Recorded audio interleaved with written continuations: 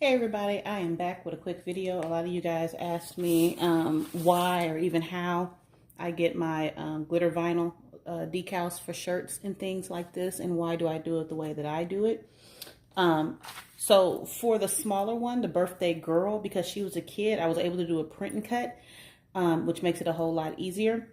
But when I do the adult shirts, because they're bigger, they don't fit within the dimensions of the print and cut. And I actually have a Silhouette Cameo 4 Plus, which is a 15 by 15, but the print and cut area still has its limitations. So what I do is still print it out on sublimation paper, okay? And then I just cut around the edges myself. And then I still go ahead and allow my cutter to cut the glitter vinyl out. This is just regular glitter vinyl, no special company, nothing like that, just a regular glitter vinyl. Oh, I can't talk. For clothing. So what I'm going to do right now, my heat press is set at 400.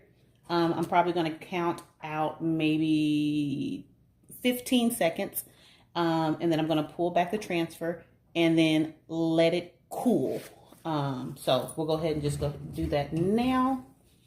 Okay.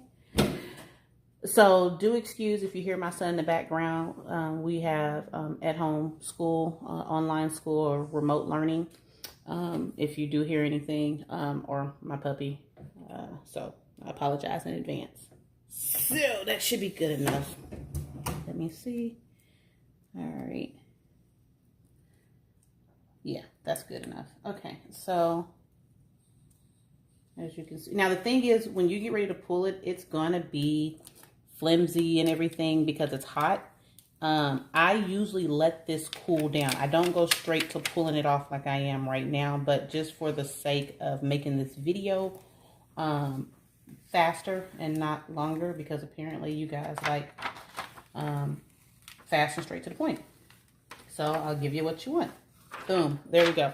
Now the thing is that I have this on a Teflon sheet. Okay, this Teflon sheet is not used for anything else except this, and when I sublimate on, and you don't want to use it for anything else because it'll transfer a lot of different materials onto your shirts.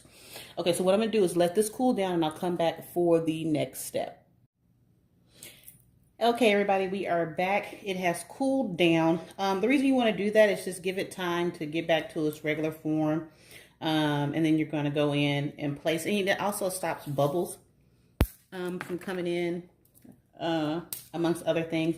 So now, like I showed you beforehand, I cut out the sublimation paper, just so that way it could fit on here. And this is like any other step that you would do with your normal print to cut. Now, a lot of people are going to say, well, you could have done all of that on the shirt. Well, the problem is I'm just not a pro.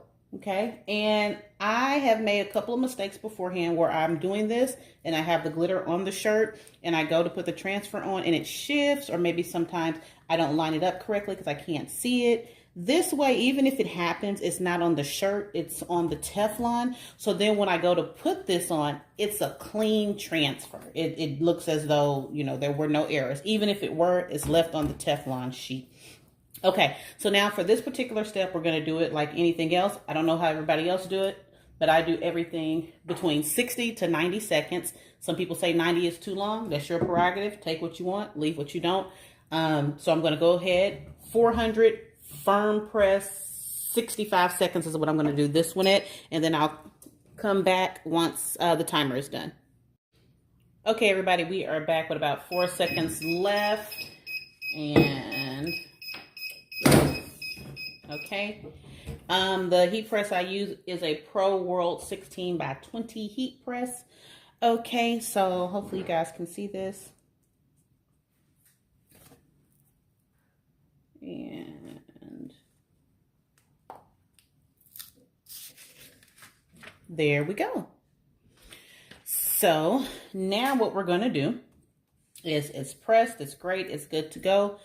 You're going to let this cool down for about 5 minutes, or you can go ahead and peel it right now. Just keep in mind that if you're peeling it now, it's still very like tacky and kind of flimsy. So just be very, very careful when you go in to do it. I like to use my X-Acto knife because the corners are really good.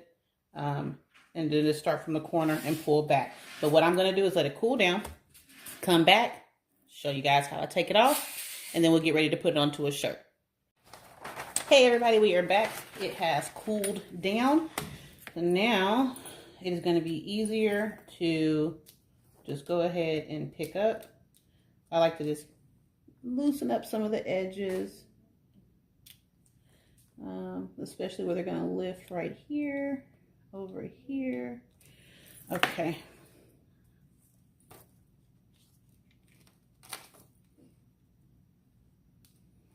And you just want to take your time.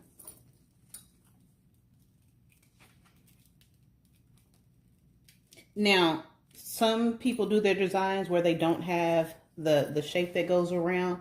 And that's the main reason why I did it, because there are some images where I don't want this white trace area. I just want it to fit perfectly on there and just look seamless. And so this was the real reason why I started doing it this way, because it just made for a smoother lay once I got there.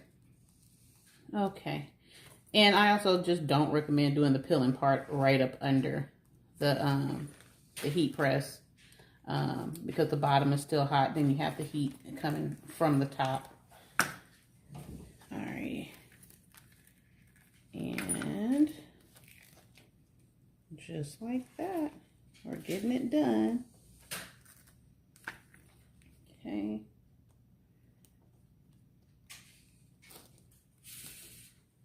All right, that noise is my son playing with a car. His teacher told him to get something mechanical, I don't know. But nonetheless, we're almost done. So, all right, there we go. And what I like to do, set the design off on something like this. Or if you want, you can use a new transfer sheet to place on top. But like I said, I'm going to show you guys that in a second. And forgot this part. And we'll go ahead and see how that comes up. All right, so now I'm going to go ahead and get everything else positioned so we can go ahead and press them onto shirts. And then we'll come back from that. Okay, everybody, we are back. I have the shirt out. I'm not going to sit you guys through all that. You want to lint roll your shirt. You want to press it for 10 seconds to get the moisture out. I've went ahead and placed everything on here, lined it up. This is the part of the video where I'm going to say like, comment, subscribe.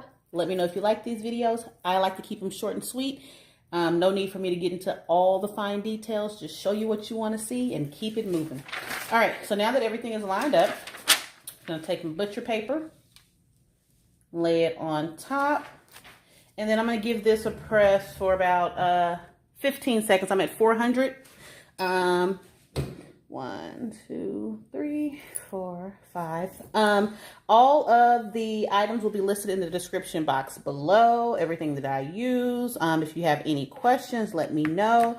If there's anything else that you want to see, let me know and I'll be happy to try it. Alrighty, let's go ahead and lift it.